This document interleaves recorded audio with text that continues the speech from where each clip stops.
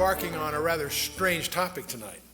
We're going to talk about UFOs. Now, this is an area that most people tend to relegate to the demented or incompetent or fringe-type people. And yet, the entertainment industry, of course, has picked up on this with the a crop circle thing called Signs, which many of you may have seen. And also, Steven Spielberg did a mini-series called Taken, focusing on the abductions and so forth. And while these things are interesting entertainment, they are replete, of course, with all kinds of misinformation and legends and half-truths that get mingled with facts so that it's really just entertainment. But one of the things you and I have to face is what is the real reality here? Is this just a bunch of nonsense, a composite of hoaxes and pranks by various people through the years? Or is there something really going on? One of the things we want to explore a little tonight is, are the UFOs real? And if so, where are they from? What's their agenda? Are they friendly or hostile? And most important, what does the Bible say about them? So we're going to explore that tonight as we go forth on our exploration of UFOs and this strange term, the Nephilim. What is that all about? But before we start, since we are dealing with a very, very complicated area, an area where many of us have already formed opinions, let me remind you of there's a principle. According to Edmund Spencer, he articulated this: there's a principle which is a bar against all information. It's proof against all argument. And it's something which cannot fail to keep man in everlasting ignorance. And that principle is condemnation before investigation. So one of our challenges as we go into this very complicated topic is to set aside our prejudices and presuppositions, and let's see what we can find out. Now, the same idea is not only articulated by Edmund Spencer, but it also is in our collection of Proverbs by Solomon, who reminds us that he that answereth the matter before he heareth it, it is a folly and a shame unto him. So one of our challenges tonight is sort of set aside what we think we may have heard or what our basic prejudices are, and let's see what we can find out that might be new. Now, many of us, of course, have seen photographs, many of which are hoaxes, contrived, and so forth. There are many of these in the literature. I'm sure you've seen all kinds. The problem is that not all of them are. It may surprise you to learn that there are over 3,000 authenticated photographs in the classified community that are authenticated. So what's really going on here? See, the problem we have in researching this area is there is so much that's uncorroborated. There's a lot of deliberate disinformation, and certainly a lot of data which is unreliable. And the problem is, when you strip away the hoaxes and you strip away the nonsense and you set aside the uncorroborated, there still is too much to ignore that is substantiated, that involves multiple reliable witnesses, including multiple radar sightings. And radars generally don't have hallucinations. And this idea of being plotted simultaneously on multiple radars is something that should get our attention. And now, give you one example. Back on June 18th of 1997, there was a strange vehicle that appeared over Phoenix, Arizona. In fact, went over most of the state at about 30 miles an hour, which is very slow for an airborne vehicle. There were some that said they felt they could have hit it with a ball that seemed that close as it went over. And it created quite a stir.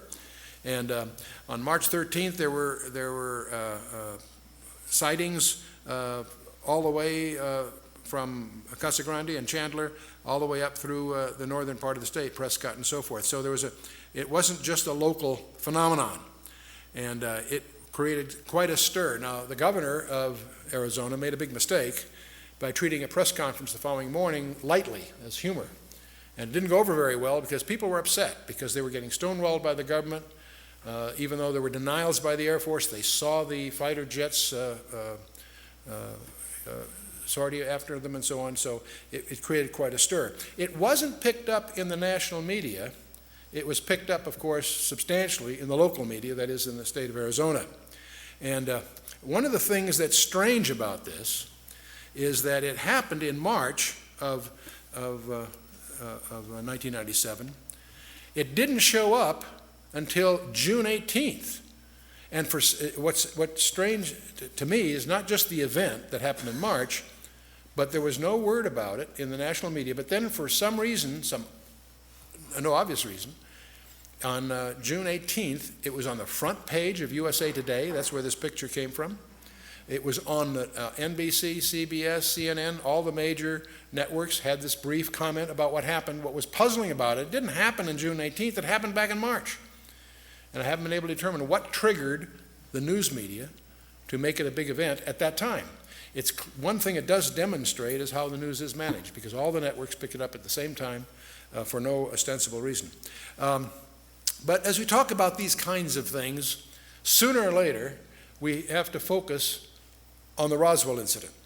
And many of you realize that approximately July 4th, a few days following maybe, some object, that's in 1947, some object landed near Roswell, New Mexico. And Sheriff George Wilcox contacted the Roswell Army Airfield regarding wreckage that was discovered on Max Brazel's ranch, or in that area. The Army seals off the area and confiscates everything that was there. And on the 8th of July, Colonel William Blanchard, who was commander of the 509th Bomb Group, that was our primary atomic bomb group in those days, he issued an official press release stating that the wreckage of a crashed disk had been recovered. Now, this press release went out early enough on July 8th to be picked up by 30 newspapers across the country. And so it is. And this is a snapshot of what it looks like. The RAAF captures flying saucer on ranch in Roswell region and so forth. And no details of flying disc are revealed, etc., etc. Except within hours, something very strange happens. A second press release, which had tried to rescind the first one, was issued from the office of Brigadier General Roger Ramey, who was commander of the 8th Air Force.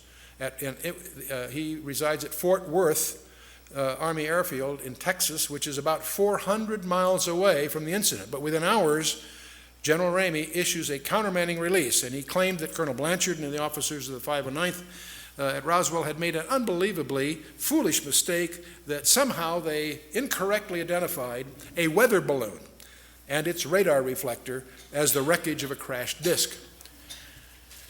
Now, frankly, everyone that heard this, that thought about it a little bit, realized that was just a very contrived cover story. And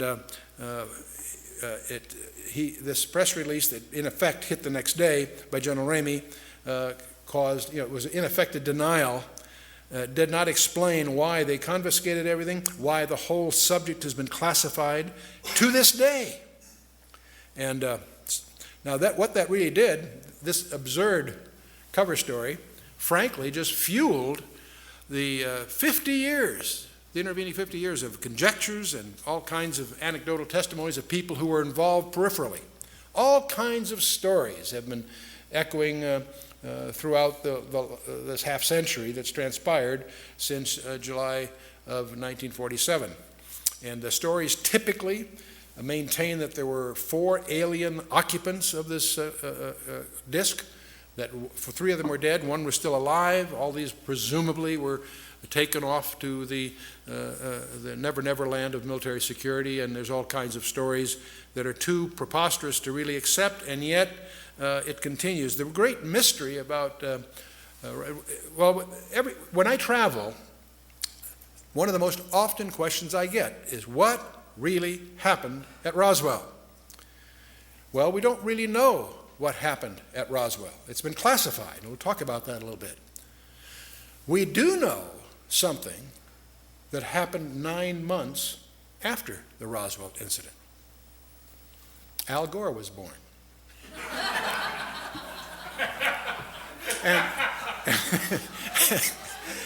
And it turns out he really was. The Roswell incident occurred nominally about July the days following July 4th in 1947. His birthday is March 31st of 1948, and that makes a cute quip, because every audiences always seem to enjoy that kind of a crack, and obviously I'm not being serious, that there's a linkage really. But in any case, there is one reason I want to dwell on this a little bit, because for 50 years people have conjectured what really happened there, and the Air Force has contrived one thin cover story after another over the years, each one sillier than the first, each one easily refuted by anyone that does a little homework. So you wonder, why is this thing still classified? Several presidents and half a dozen congressmen have tried to crack the security surrounding Roswell to no avail. What could have happened there that is still to this day regarded as an item of national security? And now, interestingly enough, just in the last few months, there appears that we now have what some people would call the smoking gun. There is some tangible evidence that's finally emerged that there was a crash of some kind, and it did have victims of some sort. You see, when General Ramey at Fort Worth issued that cover story, the press was present, and many pictures were taken. And James Bond Johnson of the Fort Worth Star-Telegram was among them. And on July 8th, he took a photograph, which a number of the photographs happened to show General Ramey clutching a sheaf of papers in his hand that apparently was a communique to Washington, D.C., and he happened to have that in his hand while he was going through this explanation and demonstrating that this really was a weather balloon. They had some props there that they showed and so forth. Well, it turns out that was in July 47. Since 1947, we've made a lot of progress in digital imaging technology. And this sheaf of paper that was photographed was analyzed with a digital photo scanner and enlarged and enhanced the words printed on the folded piece of paper. And then using a program for digital enhancement and analysis, it's now been reported on Associated Press on November 22nd of the year 2002 that David Rudiak was able to identify several key phrases on that sheaf of paper that General Ramey was clutching during that press conference. There's a phrase, the victims of the wreck, and also the phrase, in the disk they will ship. Lots of other words that were hard to, more conjectural is what they said, but the point is, here's a communication in his hand going to Washington that speaks of victims of the wreck and speaks of a disc that they're going to ship, while he's covering the story that Colonel Blanchard was all mixed up. This is just a weather balloon. So finally, the UFO researchers have something tangible to go on, because up till now it's been a spooky thing. Let's shift a little bit from 47 to July 19th through the 26th, about a week. In 1952, I happen to remember this vividly because in June 30th of 1952, I was entering the United States Naval Academy, so I was a plebe, a plebe at Annapolis when this was in the papers and much talked about at the time. It turns out a number of UFOs harassed Washington National Airport, which in those days was the only airport there. We didn't have Dulles, this is before Dulles, and also Andrews Air Force Base, so badly they had to shut down the air traffic. And this went on and off and on for a week. And it was in the papers, because every time the Air Force would alert jets to investigate what these things were, they would disappear. As soon as the jets landed, they came back. And fiery objects overrun jets over Capitol in the Washington Post. These are headlines from that period. Now, one of the things there again, they never really explained it. They issued some cover stories, but the truth of the matter is they didn't know what it was, and it wasn't just an incident one night. It went off and on for the better part of a week. Again, it created a problem just in blocking all the phone traffic, because everybody's calling what's going on and so forth, and so something real was happening, because you're talking here multiple radars. This isn't some impressionable, unprofessional observer. This was the air controllers at Washington National and Andrews Air Force Base, and never explained, at least not to the public. 1993, by the way, there are thousands of these things to select from. I've just picked a few that seem representative. Over in Mexico City in 1993, the population by the thousands were upset and disturbed by what went on. Seoul, South Korea, November 23rd of 1996. CNN and Reuters reported a huge cigar-shaped UFO that was televised for 10 minutes on national television. You know, when we talk about witnesses, there's all kinds of people, many very reliable professionals that have contributed to this background, but the ones that you and I would tend to presume would be the most reputable, most trained, and most competent in this area would be our astronauts. You think they know something about it. Do you realize that 13 of them have gone on record of seeing UFOs while they were doing their missions? Ed Mitchell, Apollo 14, April 1996, and this was on Dateline NBC. He said, NASA is covering up what really happened at Roswell, New Mexico. See, this isn't just the presumption of some journalists or the tabloids at the checkout stands in the market. These are serious people saying that something is being covered up. Astronaut Gordon Cooper has made many talks. On May 15th of 1963, he did the 22-orbit Mercury capsule. He saw a green UFO, which was also at the same time he saw it tracked by the radar in Australia. It corroborated this. And he's testified before the United Nations that UFOs are visiting this planet. And in May 1996, he said, we are being visited by aliens. So he's spoken a lot about this, so much so that some people tend to write him off. James Lovell, Frank Borman,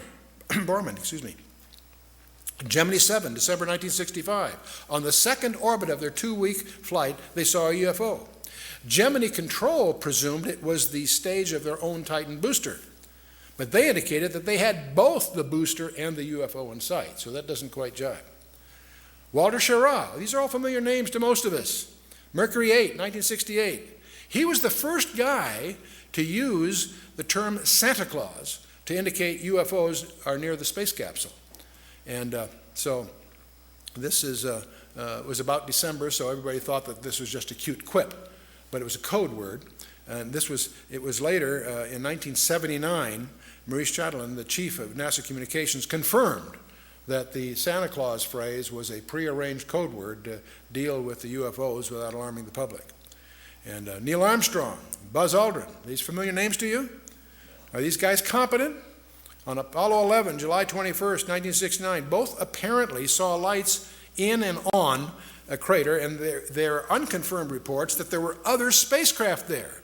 Some of this is classified, gets classified quickly, so we're treading on dangerous ground. But they have said 2 large objects, we're watching them. And Armstrong is quoted in some reports of a CIA cover-up. Now those reports get squelched, of course, so it's hard to separate what was just urban legend and what really happened. But if you go to Ed White, James McDivitt, James Lovell, Borman, Schirra, Gordon Cooper, these guys have all reported UFOs. Neil Armstrong, Apollo 11, Buzz Aldrin, Apollo 11, Ed Mitchell, Apollo 14, and on it goes. And one of the most interesting ones is John Blaha. He was a veteran of 5 space shuttle missions. He also was a relatively recent resident of the Russian Mir space station. This a few years ago. March 24th of 1989, an amateur radio operator picked up an intercept. Said, Houston, this is Discovery. We still have the alien spacecraft under observation. And very impressive to listen to that soundtrack and hear the familiar voice say these rather strange things. So UFOs, we could go on and on. The main point I'm trying to do at this point, just indicate there are some people that you would consider competent and reliable in multiple names that are reporting these things are real. And I would not attribute all of these to hallucinations or being impressionable or what have you. In fact, if you start looking into this area as an area of research, you'll find it extremely difficult because there are 6,000 professional publications in English alone that deal with this. There are 2,200 foreign publications, 1,350 UFO-related periodicals. And some of these, if you look at the books in the library, there are over 700 books that deal with UFOs just in the period from the 17th century to the Second World War, from 1650 to about 1945. There are over 300 books prior to the 17th century that deal with UFOs in the ancient times. So what on earth is this all about? You know, they've done polls. Do you realize that 57% of Americans, according to the polls, believe in UFOs? That's Doesn't make them real, but it says there's some phenomenology that must be real, even if just perceptions. 15% of Americans believe they have seen a UFO. How many of you in the audience have seen a UFO at one time? Okay, we're not going to take names. I just care. Oh, good, okay. Here's the shocking one. This blew me away when I first ran into it.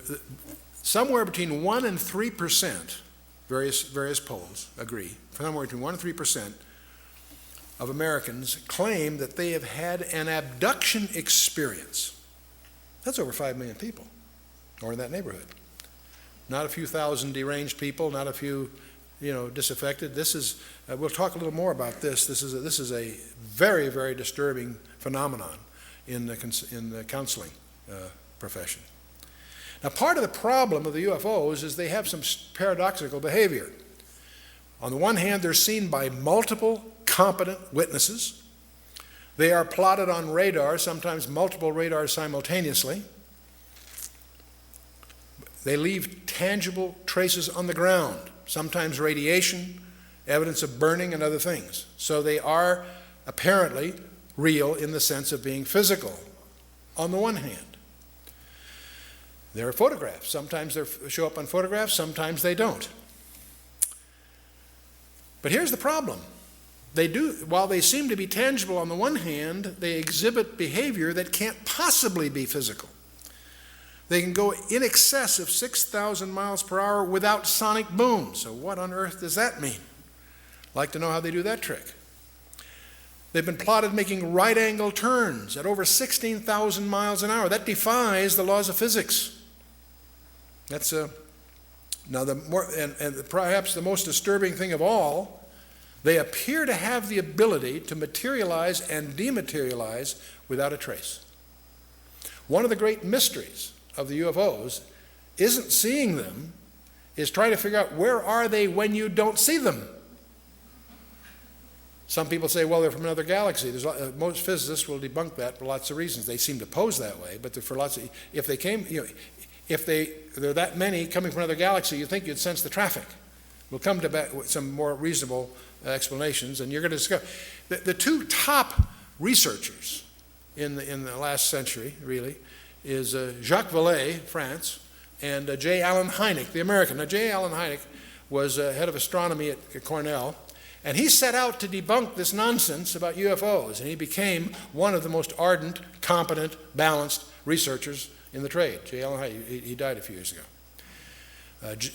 Those of you that saw the movie Close Encounters of the Third Kind, whether you realize or not, saw J. Allen Hynek because he was in the crowd. I was on the board in those days with Alan Adler from Columbia, and they had him as just a gesture appear in some of the scenes, just as an extra. And the lacune of that piece of fiction, of course, was patterned after Jacques Vallée, the Frenchman. Both of these respected researchers came to the conclusion that they're not intergalactic for lots of physics. There are a lot of physics rebuttals to that conjecture.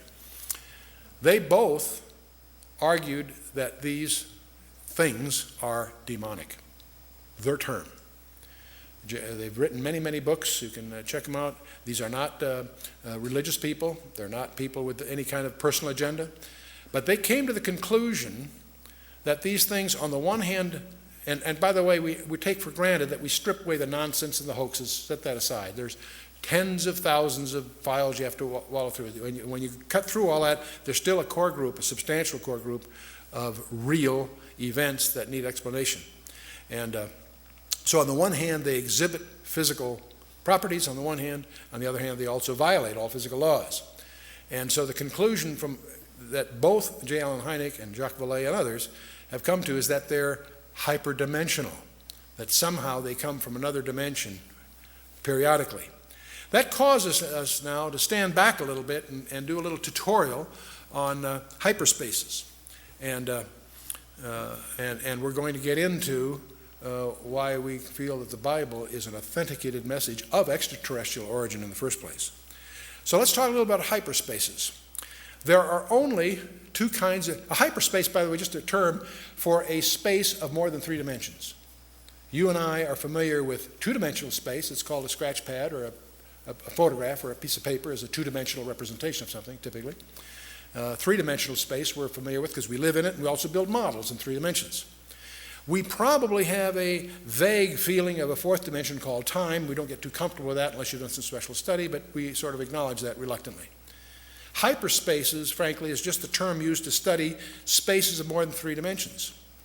And we discover there's only 2 kinds of people that can really relate to hyperspaces. And that's mathematicians with special training and small children. Okay? Because they haven't, their prejudice has been blindfolded, so to speak. Now, the one book that is second to the Bible in its publication, all of us know the Bible is the most popular book in the history of man, but the second to that would be Euclid. And that's where most of us have been taught in school.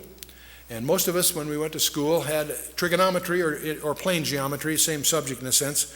We all know that a triangle, if you add up the angles of a triangle, adds up to how much? Anyone? 180 degrees, you betcha. So if I have a 30, 60, 90, it adds up 180. If I have a 45, 90, in fact, any triangle, if I add up the angles, it would add up to 180. Suppose, though, that my partner and I went out to a large field here, and we very carefully laid out with the transit a very large triangle, and when we got back with our figures, we added up the 3 angles, and it added up to more than 180 degrees. What would you conclude? That we'd messed up, huh? No, what have we encountered? Anyone? The curvature of the earth, exactly. See, if you take a course in navigation, one of the things that you'll have to get some background in is spherical trigonometry, where you can have a triangle with 90 degrees in each corner. And so, see, this little rule that we all learned, that a triangle, by implication, a plane triangle, a flat plane, adds up to 180 degrees, that's only true for a universe of 2 dimensions. So when you find that rule violated, it's a hint that you've encountered an additional dimension. And Dr. Einstein made history with that insight, because he was grappling, of course, with the nature of space, and he realized that length, mass, velocity, and time are relative to the velocity of an observer. In 1915, he generalized that, basically discovered that there's no distinction between time and space. And perhaps the most important thing from the general theory of relativity, we won't get in the math, of course, but is to realize that time itself is a physical property. You and I do not live in 3 dimensions, we live in at least 4. In fact, we now discover much more than that. But this idea that Einstein recognized as he grappled with the properties of space, that there's an additional dimension required, and he went to 4 dimensions to resolve the time issue. And his theory of relativity has been confirmed over 12 different methods to over 14 decimals. So it's no longer really a theory. It's well-accepted basis in certain fields of science. So when we need to go beyond Euclid, which of course deals just with 3 dimensions. And in June 10th of 1854, the most important lecture in mathematics was given by George Riemann. He invented a thing called metric tensors. And that tool that he developed proves to be one of the most profound tools in advanced physics. And it took over 50 years, in fact over 60 years, for Dr. Einstein to use that tool to develop his 4-dimensional space-time. And it's too bad that Einstein went to his death frustrated by not being able to solve certain problems, which if he had applied the technique going to 5 or more dimensions, they would have yielded. It took his successors to do that. Because in 1953, Kaluza and Klein both developed more than 4-dimensional models which integrated light and supergravity in a model. In 1963, 10 years later, Yang and Mills both developed what they call Yang-Mills fields, which reconcile electromagnetic and nuclear forces. That physicists are pursuing some way to integrate all that we know about the physical universe into a common model. And in as early as 1984, and it's still a current conjecture because there's still problems with it, but scientists now generally believe that you and I live not in 3 or 4 or 5, but in 10 dimensions. And If you read in this area, you'll encounter superstrings and such, and we have briefing packs on this for those that want to get into it more. The point being, we need to understand that the three dimensions you and I are familiar with are not all there is. There's more. Let's imagine you and I can't move up. It'd be futile for me to try to communicate 4, 5, 6 dimensions to us together without having more mathematical tools. But what we can do is we can go the other way, and it may stretch our horizons here a little bit. You and I are three-dimensional beings. Let's imagine a two-dimensional world. That would be like a large tabletop or a large flat plane. Now, let's imagine that two-dimensional world populated by two-dimensional people. You and I could come along and poke our finger through the plane of their existence. And what would they see? They would see a circle. They'd only see that which they could relate to in their universe. But if we as a three-dimensional being are putting our finger through that two-dimensional universe to the two-dimensional people in the two-dimensional universe, they would simply see a circle. Well, in fact, let's imagine that a ball fell through that two-dimensional universe. To the two-dimensional observer in that two-dimensional universe, he'd see from nothing to a point. It'd grow to a large circle, and then it would shrink back to a point and disappear. He wouldn't be able to relate to what happened because he doesn't have the insight of that third dimension. You with me so far? Now, if you had some other kind of a shape, say a tumbling cube, it also would go through and it would take odd shapes as it passed through and then disappear. So one of the problems we have, suppose you and I are going to try to communicate a three-dimensional object to that two-dimensional world. How would we go about it? Well, there's a couple of ways. One would be to do what an architect would call projection. For example, if we had a cube, we could, in effect, shine a light that would give you a profile of that in 2 dimensions. And you discover very quickly that that works, but it's not too useful in letting the two-dimensional person understand a three-dimensional cube. So there's another way you could do it. You could take a three-dimensional cube and you could unravel it. You could take it and just unfold it and lay it out, and that would be a way to communicate to this two-dimensional person what this three-dimensional cube is like. But you'd quickly discover as you tried to do that, his understanding is likely to be incomplete. You say, Chuck, what's all this got to do with anything? Well, let's talk about a 4-dimensional cube. That's called in mathematics a Hinton cube, and there are such things. The only place I know of it, it's called a tesseract. That's an unraveled Hinton cube. This is a 4-dimensional cube unraveled into 3 dimensions. You say, gee, what good is that? There's only one place I know of where this has actually been used constructively. And amazingly enough, it was by Salvador Dali. I never realized what a sophisticated mathematician he was, but in his Corpus Christi painting, he actually has Christ on a 4-dimensional cube as a cross, implying his mastery over time as well as space. And I imagine there's probably not one observer in 100 that really understands the sophistication that Salvador Dali was demonstrating by this piece of abstract art. But that's a Hinton cube or a tesseract, and but anyway, let's get back to hyperspaces then. The main point I want to get across, you and I live in 3 spatial dimensions, and that time is a physical property. That's very important to us in our ministry because we know that the Bible is an integrated message, 66 books penned by 40 guys over thousands of years, and yet it's integrated, and not just thematically. The very design of the text itself evidences integration. But what's mysterious about that integration also implies that the origin of that message is from outside the dimensionality of time because of the nature of its structure, its use of writing history before it happens and so forth. So that's very important. Now, in particle physics, they talk about 10-dimensional strings as the nature of our universe. What fascinates me about that is that that's exactly what 2 Hebrew scholars back in the 12th century, predicted just from their study of Genesis 1, is that we live in 10 dimensions, 4 dimensions are knowable, and 6 are not knowable, to use their jargon. But in any case, the suggestion, it's the only one that we've encountered that really can reconcile what we think we know, is that the UFOs apparently are hyperdimensional. They apparently can enter our dimensional under certain conditions for certain periods of time. And so let's see.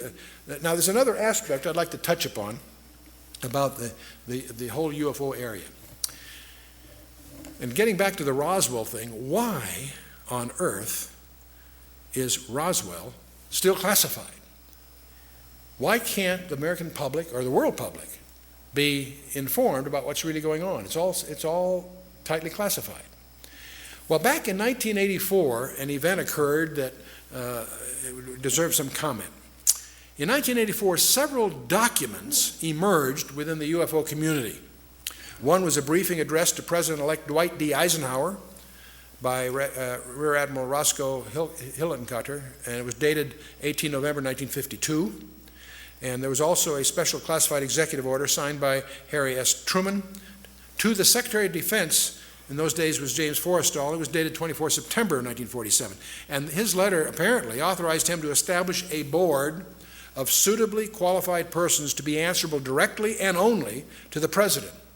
And the code name for this august group of appointees was Majestic 12. That was the code name. And these documents, all kinds of documents show up, CIA documents and other things, including this memo that signed by Harry Truman establishing this august group. Now, who were these group called Majestic 12? Well, one, of course, was Secretary of Defense James Forrestal, Rear Admiral Roscoe Hillenkotter, who was prominent in those days, Dr. Vannevar Bush, who was probably the most famous scientist of the period, General Nathan Twining, head of the Air Force, General Hoyt Vandenberg, General Robert Montague, and a number of civilians that you may not have heard of, Dr. Detlev Bronk, Dr. Jerome Hunsaker, Mr. Sidney Sowers, Mr. Gordon Gray, and Dr. Lloyd Berkner, and one guy we will talk about a little bit is Dr. Donald Menzel. And these were, when Forrestal died, by the way, in 1949, General Walker Smith replaced him. But these 12 people apparently were known in the classified community, it would seem, as Majestic 12.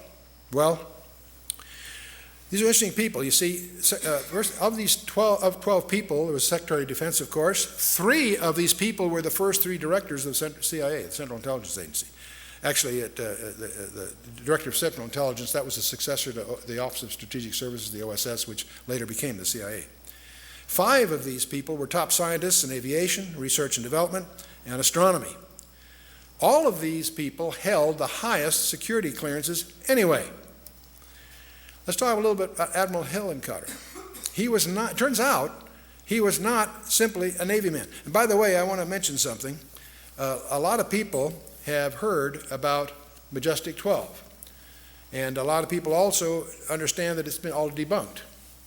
But we're indebted to a very, very patient, thorough, diligent researcher by the name of Stanton Friedman, who published a book on this. And what he did, he developed dossiers. He spent 20 years developing dossiers on each of the 12 to try to understand as much as he could about their personal lives.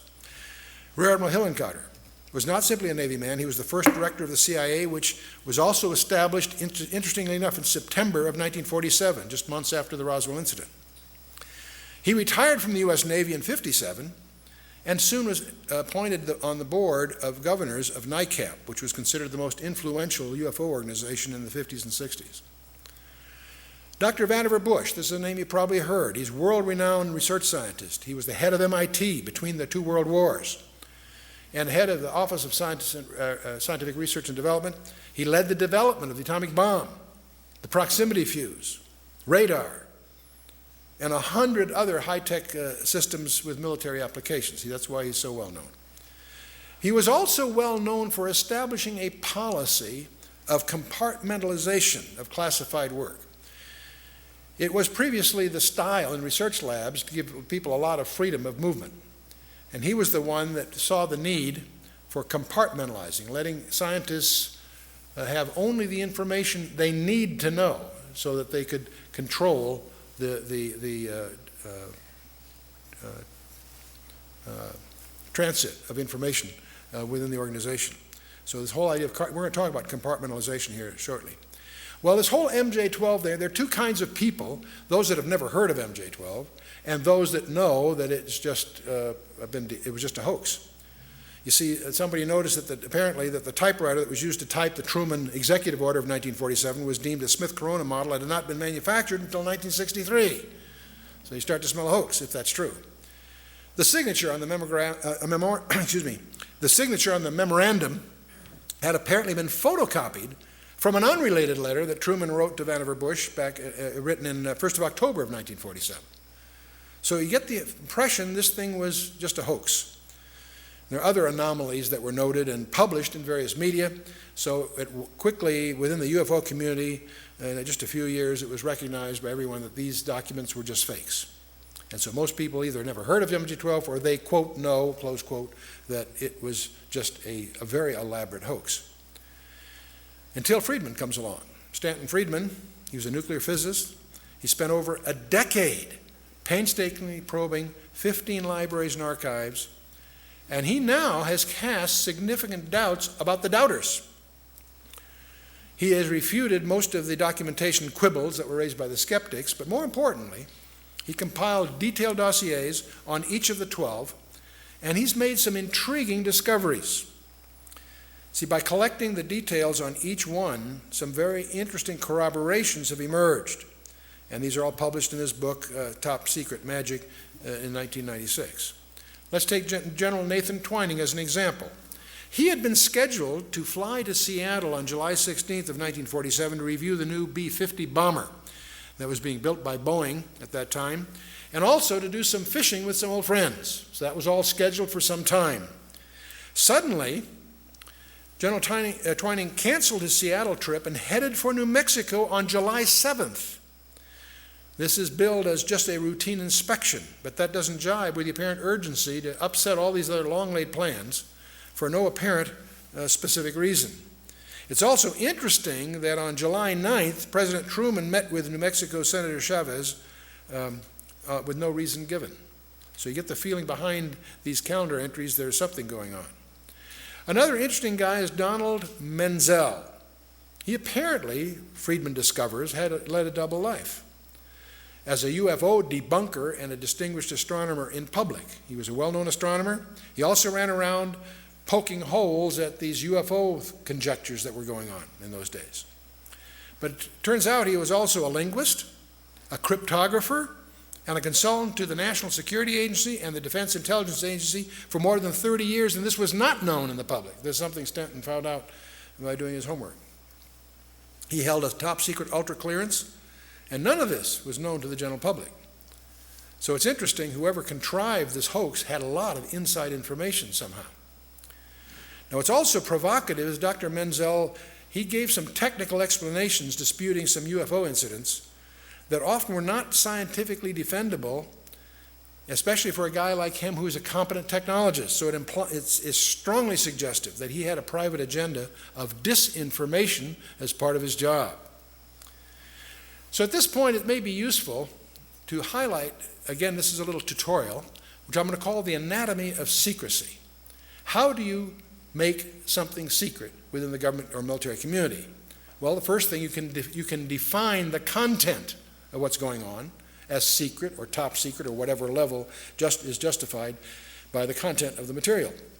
If there's a contract, the content of the work can be classified secret, top secret, what have you. But let's assume you're really serious about making this especially secure. The other thing you can do is called compartmentalization. You can compartmentalize the project. Now, how do you do that? You make the existence of the contract classified.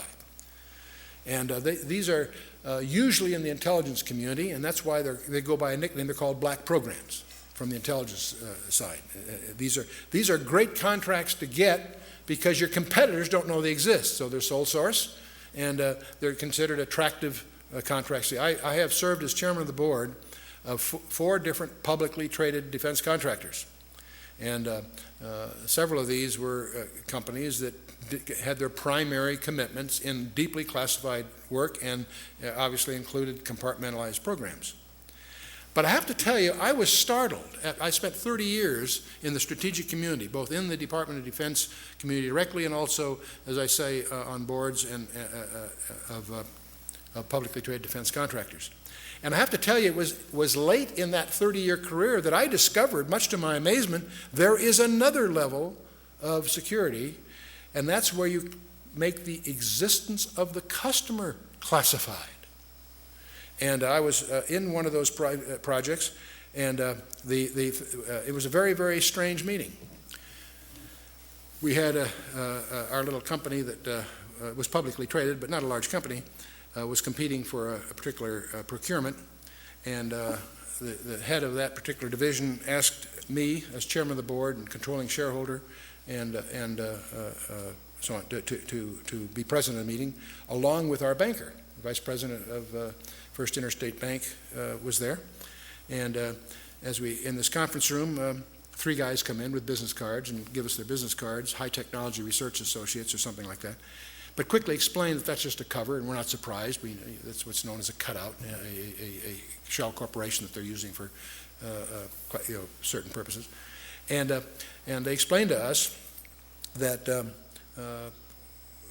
We're down to two companies, ours, which is a smaller company, and another large company. One of the two companies is going to get, this is like on a Wednesday or Thursday, on Monday, one of these companies will be phoned and get the contract. And we're in the running. Okay, that's exciting. But then they explain that they're very embarrassed because we'll get a verbal okay on Monday if we win. But we'll have to start work right away to make the timing, and they won't be able to get paperwork to us for maybe 60 or 90 days. They're embarrassed, but it takes that long to get the kind of paperwork we need. And so the problem is we're going to have to start on a verbal go-ahead before we have paper. And the problem with that is that they looked at our financials, and we weren't that financially strong to undertake that kind of a commitment. And so that's why they wanted a banker there. And so they said, could the bank extend? I think we had a credit line in those days of, I think, $4.5 million. It would take another $1.5 million to make us presentable for this purpose.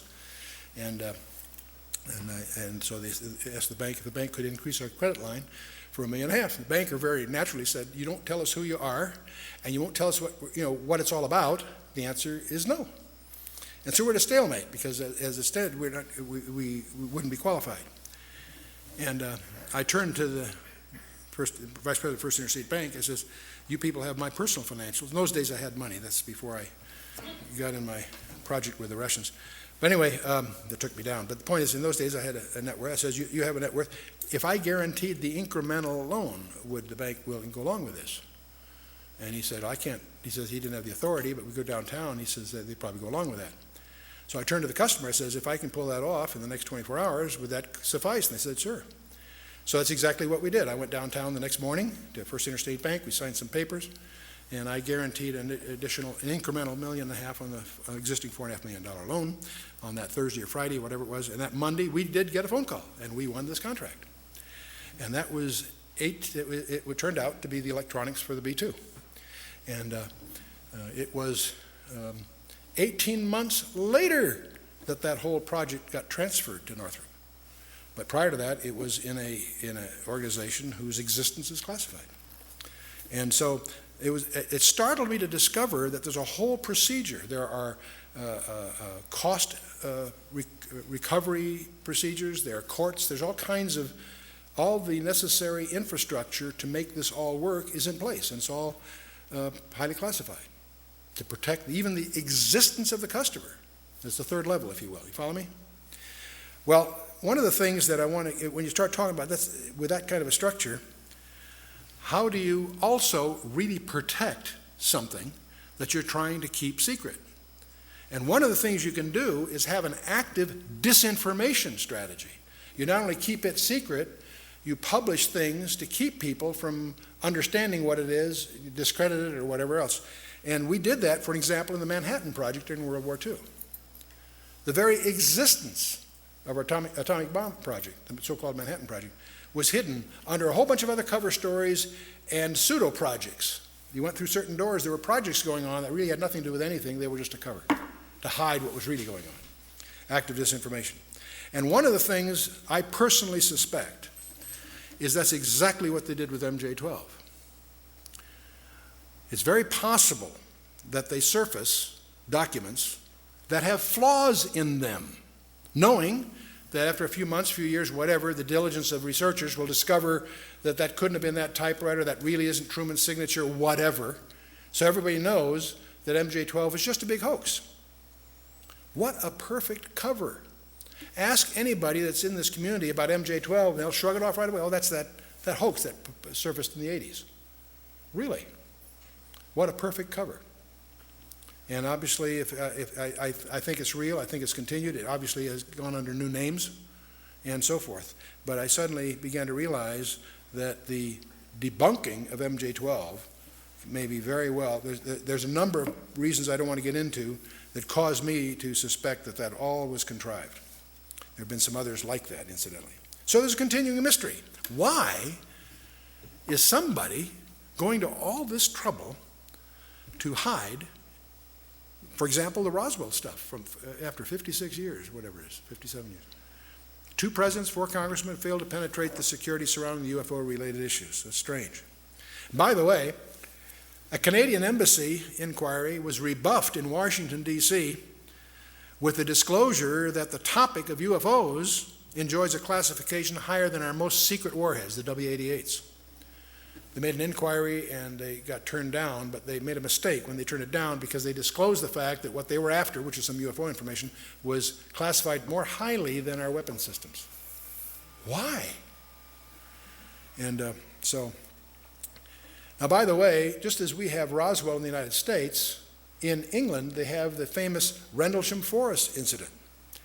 And this is kind of interesting. On December 26th and 27th, the day after and then the next day of Christmas, in 1980, there's a forest that's right next to a U.S. air base and a Royal Air Base at Woodbridge in Suffolk, England. And in that forest, twice, 2 evenings in a row, a UFO landed. And it was seen 2 nights in succession. It was tracked on radar by many of the military sites around there. Many people were involved. They rolled out what they call light-alls. That's like a car-drawn trailer that has bright lights for various outdoor projects. They had that all set up when they landed. It was apparently scheduled somehow. And this was reported by Deputy Base Commander Lieutenant Colonel Charles Halt in a memo that was classified on both sides of the Atlantic. But a copy did get leaked out.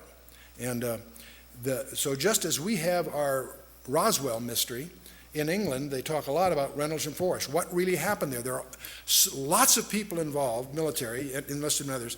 So out of that have come all kinds of stories.